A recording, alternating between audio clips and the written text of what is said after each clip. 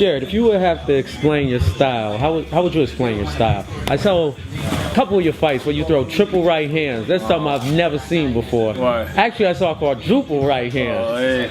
So you do a lot of unorthodox things and you do it very coordinated. Right. How would you explain your style to someone?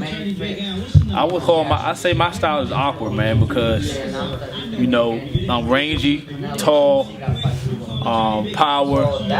I don't do a lot of things correct, so what makes me awkward, you know what I mean? As far as my footwork, I can switch stances from southpaw to right hand in the middle of exchanges, and I don't do a lot of things correct. That's what makes me hard to fight. You know, you can't train for my arsenal that I bring into the ring, and I wouldn't say I have a style like I have similarities to people's style. Like I watch TONEY a lot. That's why I'm able to fight the inside. You know, he's kind of tall. He's like slick with his hands down and moves in the inside. And I pick up a lot of people with different styles, but to pin a certain style that I take after, I don't think there's a fighter that kind of fight like me. So that's something good that I'm using to have my own unique style. I can be in the inside and the outside, fight, counter punch, it don't matter. I can bring all of them to the table. Actually, that leads me into my next question, fighting on the inside, because the fight with Dan was almost exclusively on the inside. Right. And I was like, wow, this guy fights on the inside, fights at long range.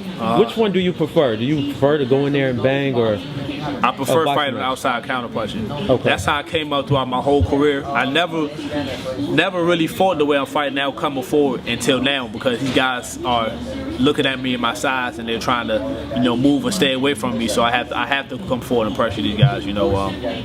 Like my last 3 fights, especially with Tony Harrison, Trout, and I feel the fight with Lara. I'm definitely gonna have to simulate that style, coming forward and using pressure, because these guys are gonna try to move on me.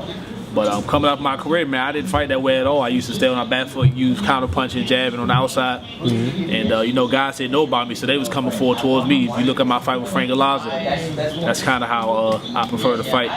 But coming up at 160, I'm gonna switch my whole style back up and go back to what I'm used to.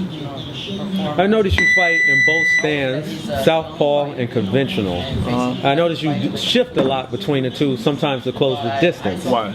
Is that something we should expect to see April 7th? If it's necessary, I only switch if I feel comfortable or if it's working for me.